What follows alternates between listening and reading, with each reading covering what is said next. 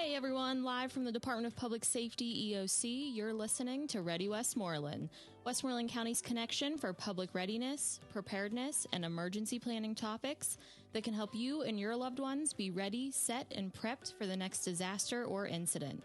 I'm your host, Cass Kovatch, and joining me today is Gene Good, 911 Operations Chief for the Westmoreland County Department of Public Safety. Thanks for joining us today, Gene. Hey, thanks for the invite, Cass. So just to give everyone a little background, Gene, you've been with the Department of Public Safety for 21 years now. That's correct. 15 years you spent as a telecommunications officer. Yes, I started out as a telecommunication officer, just like the men and women that answer the 911 calls daily here at our 911 center. Okay, and then about 6 years ago you moved into administration? Yeah, I moved into the administration role as the strategic planning and grants coordinator, then was promoted to the finance and admin section chief, and then promoted to my current role as the 911 operations chief for the department. Okay, so easy to say within your last 20 years here, there's been a lot of technology changes at 911. Oh, that's correct. We've gone from a CAD system that did not have access to a map, enhanced locations for callers, and especially on the wireless side of the telephone infrastructure. When I first started here, we would get wireless calls with no name, phone number, or what we call Annie-Alley information. And the Annie-Alley information is the location services that we get from the telephone companies and the wireless subscribers. Okay. So I know I've been working in the CAD GIS office, just happened to share an office with them, learned a lot about a lot of those upgrades that are going on just through word of mouth. And for me, it's opened up a totally different side of things here at 911, just seeing how all those operations behind the scenes go into play. Yeah, I think a lot of people don't realize how technology drives the 911 industry. You know, from the time a person dials 911 until the first responders arrive on scene, technology is involved in that whole process. The calls into the 911 center come in either wireless VoIP services or landlines. You know, we process the call, we dispatch either the police, fire, or EMS, and that's all technology driven. And even some EMS agencies, you know, they use technology in their ambulances to transmit important information to hospitals as they're transporting the patient. So the 911 industry is all technology driven from the time someone calls 911 until the service arrives that they are requesting. And then whenever that service, whether it be an EMS, fire, or police, there's always technology involved in those services as well with our, our countywide 800 megahertz radio system, when it was all driven off of technology. Okay, so today we're here to talk about the next big step with 911, the next thing that's been much anticipated, honestly, across the county. Yes. So we are going to be talking about text to 911. So it's not just Westmoreland County that's going to be implementing text to 911. Can you kind of go over the process of the region-wide approach to implementing this? Yes, so the 13 counties within the Southwestern Pennsylvania region are all involved in the West Core phone system, which means we share a phone system with these other counties. Some counties have been receiving text to 911, but with our latest phone upgrade, this gave us the capabilities at Westmoreland County to receive text to 911 on a platform that worked best for us. Text to 911 has been out since 2014, and some of these 911 centers in the larger areas like Allegheny County have been receiving text to 911 since then. But they had to use a third-party vendor, and it didn't come in on their actual phone screen, and the location services weren't that great whenever everything was implemented. So as our phone system was upgraded, we have decided to go with the text to 911 platform.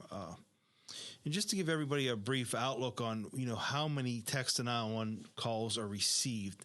So according to the Pennsylvania Emergency Management's 911 annual report for calendar year 2020, there was a total of 8,121,516 total 911 calls in the Commonwealth of Pennsylvania during the calendar year 2020. 8,138 of those were text messages. Now, some of those text messages might be testing, because once we notified the phone providers that we were ready to receive text to 911, there was a lot of testing going on. to ensure that the messages were being received at the correct 911 center, and to make sure the TCOs were trained on how to answer the text messages. And we've also tested transferring text callers to the other public safety answering points within our region. So when we talk about the region here, I know you've worked very closely with the Southwestern Emergency Response Group, and I have myself as part of the PIO committee discussing how we're going to send this out as a whole. But can you kind of go into why it was important for the region itself to do it on a region-wide basis? Because we all know we're interconnected with our highways, our infrastructure. An individual can be in one county in 1 minute and another county in the next. Yeah, that's why the region decided to go out region-wide with another announcement. Like I said before, some other PSAPs have been getting text to 911, but this was just the time that, okay, everybody's coming together, and now we know that everybody within southwestern Pennsylvania can receive text to 911 calls. So that's where the region leadership decided, okay, we need to put something out there. So, if that individual from Allegheny County is traveling into Westmoreland County, they know that that same text to 911 service is available in Westmoreland County. Or if someone's traveling along the turnpike, that comes through Allegheny, Westmoreland, and Somerset, that platform is available. But, the turnpike's probably a bad example because, we want to ensure that you should not text while driving. Yeah, more or less at the rest stops or if anything were to happen along there. So text to 911, what situations do people want to use this in? Who will this benefit the most? Well, the benefit to text to 911 is more, it's for the hearing impaired, people with functional needs, or someone that's in a situation where they can't make a phone call. Can you kind of describe what kind of situation that could be? Say there was an intruder that broke into your house and you had to hide from the intruder. So you're hiding in your bedroom. You don't want the intruder to hear you talking. That would be an example where text to 911 is appropriate. I know just yesterday I was out doing an ALICE training out in the community, and the agency that we were doing it for, a lot of their employees go out and do home visits. And it was just ironic enough that one of the employees asked, hey, when is text to 911 coming? So it was a perfect opportunity for us to kind of give a little hindsight that it is on its way. Actually, within the next week, we should be able to finally implement it. But they were saying in their scenarios, sometimes they're in these homes, sometimes they might have issues that arise that makes them uncomfortable and they need to reach out to 911. And that way, this platform will give them a way to do it without being too obvious and still keeping themselves safe, as well as their workers that they're working with around them. Yeah, that is correct. From the National Emergency Number Association, they came out with a question and answer about text to 911. And the one question that on that document was, what are the benefits of text to 911? And they listed an example of text to 911 would be very useful to approximately 34 million Americans who are hard of hearing, deaf, or have speech impairment. Text to 911 could also help in situations where a crime is in progress, the caller is facing domestic abuse, or the caller is injured and cannot speak. Because, if someone in a domestic violence situation, they could be injured, and, if they have an injury to the jaw, they may not be able to speak. Well, this gives them the opportunity to text 911 in those type of situations. There might be other scenarios that we could go on and on. But the text 911 is a tool as long as it's used in the correct manner. Okay, so can you kind of go over the process of how an individual would go about texting to 911? Yeah, so the first thing the individual would have to do is they would have to actually put 911 into the to part of the text messages. Okay. All right, that's the first step. And then, they could start off with some type of message of what is going on, the location, or, just a brief description. But the first thing the text caller will get back from the 911 center in Westmoreland County is an automatic message that says, Westmoreland County 911, what is the address of your emergency? I mean, that's an automatic generated message that once the TCO answers the text call in the 911 center, it automatically sends that to the texting caller. Now, that information might already be in that message. And then the TCOs will go through a series of questions to try to obtain enough information to send some type of response. We do have what they call pre-canned text messages built into our phone system, where the TCO can quickly ask the text caller what is going on. Like some of the instructions that we would be able to give is, do not text and drive. Please pull over if someone's driving. It goes into like there's certain questions related to police incidents, EMS incidents, and fire incidents. And these pre-canned text messages that we would send out are similar to the messages that we send out with a TTY caller, which is a TTY caller would be someone that has a hearing disability, and they use basically a typewriter style phone to access the 911 system. Okay. So when it comes to sending pictures, videos, a lot of times you have people out on the roadways. They might see someone who's driving erratically and call 911. But now if they're going to text 911, are they able to send a video of that, a picture? Oh, currently, no. Videos, pictures, or any type of other multimedia is not able to be received at the 911 center. But as the next gen 911 progresses within the Commonwealth and across the country, that is something that someday we will be able to receive, but I don't have a timeline on that. Okay, so we understand the end user, their ability to text to 911, but what does it change here for our dispatchers, our TCOs? How are they going to answer that? Is it the same process as answering the call?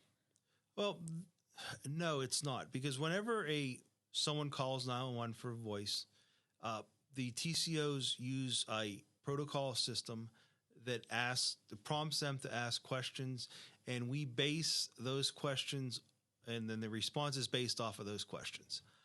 With the text, we can't ask all those questions because it would take too long. So, like I said before, these pre-canned text messages response that we can send are basically what we need so we can get, the information so we can send somebody. And I'll probably say this 1,000 times during this is, that's why it's important if you can call 911. And if you can't, then text. Because with pre-arrival instructions that we give callers via the phone, it's impossible to give those pre-arrival instructions via text because sometimes they're very lengthy. And one thing that's important everybody realizes with the text messages, they may not come in as fast as what you think. It's just like whenever you text to one of your friends or loved ones, sometimes it takes longer for a message to receive. Well, that's the same thing at the 911 center. And sometimes we may receive the messages out of order, and the texter may receive the messages out of order too. So that's another reason why we're trying to get people to call if they can, text if they can't. I know that was our main slogan that we wanted to make sure was put out to the public when discussing text to 911, that call if you can, text if you can is important. Because regardless, having that caller's voice and being able to even pick up on clues that are going on in the background or anything like that is really important for telecommunication officers to get the full idea of what's going on. Yeah, that is correct. Our telecommunications officers here at Westmoreland County are highly trained. They do an outstanding job on a daily basis.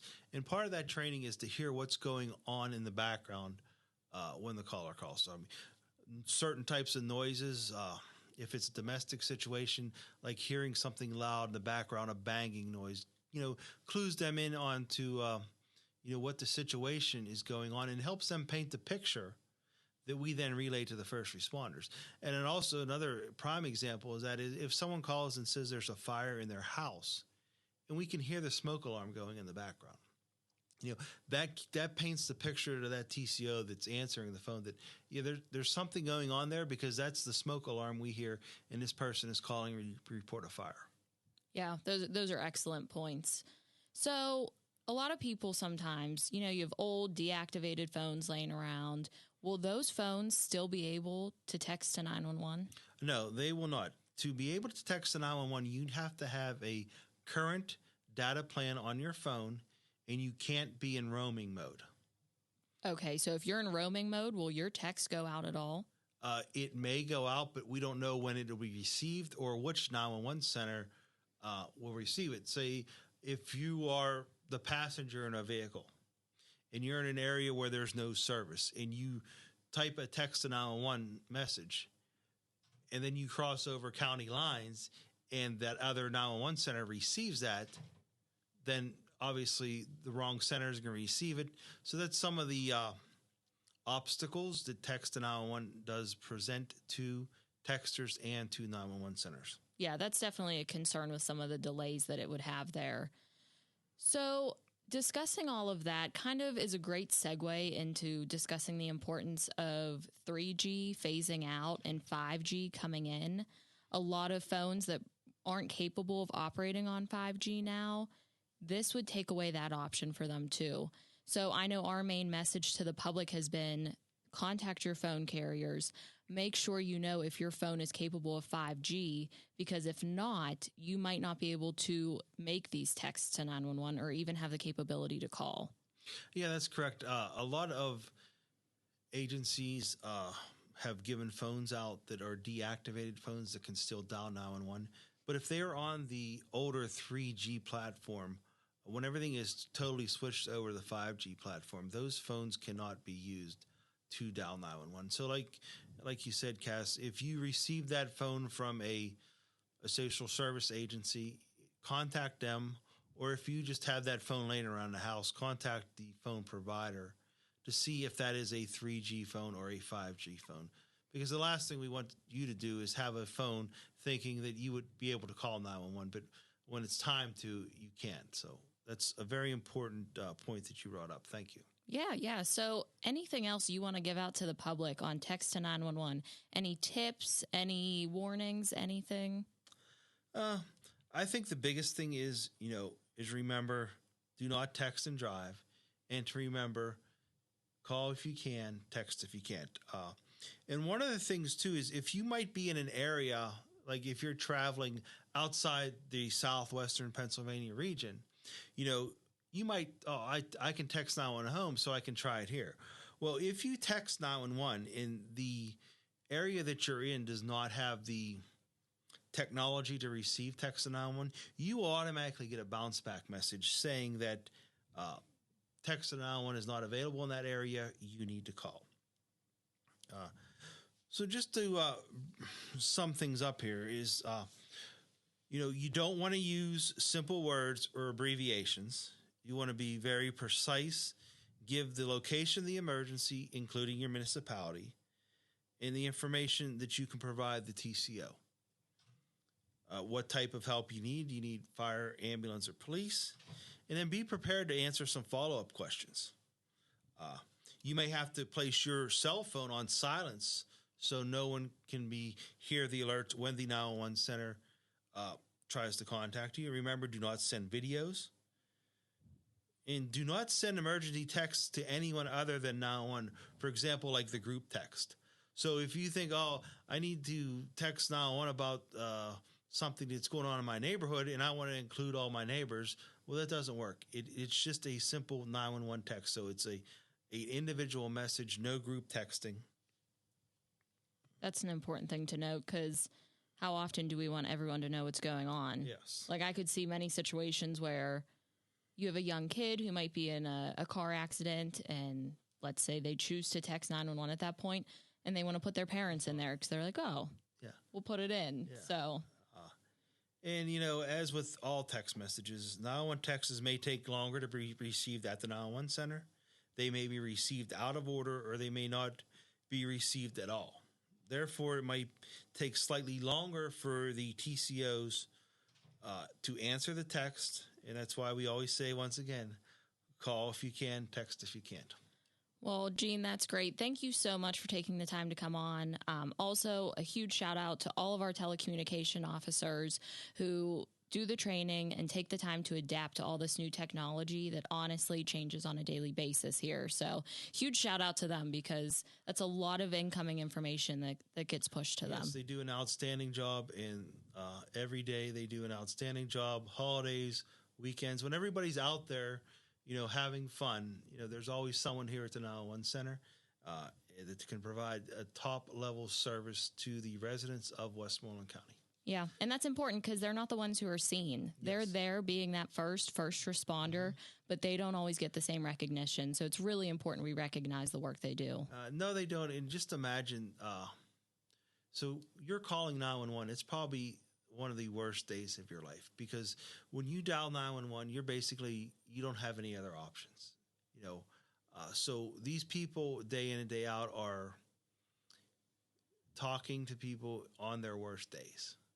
So I cannot speak so much about the job that they do. And I'm very thankful that we have the staff of TCOs that we have at our center to help the residents of Westmoreland County. And thanks for the invite to talk on the inaugural podcast. And I'm sure I'll be back for other discussions sometime. Thanks again. Sounds great, Gene. Thanks. All right, everyone. So now you know it. Text to 911 is available in Westmoreland County. So if you are hearing or speech impaired, or if you find yourself in a situation where it is unsafe to call 911, please know you now have the opportunity to text 911. Just the last reminder, call if you can, text if you can't. Thanks, everyone, for joining us. Stay tuned for our next Ready Westmoreland podcast episode, where we provide an in-depth look at how we can be ready, set, and prepped for the next emergency or disaster. Thanks, everyone.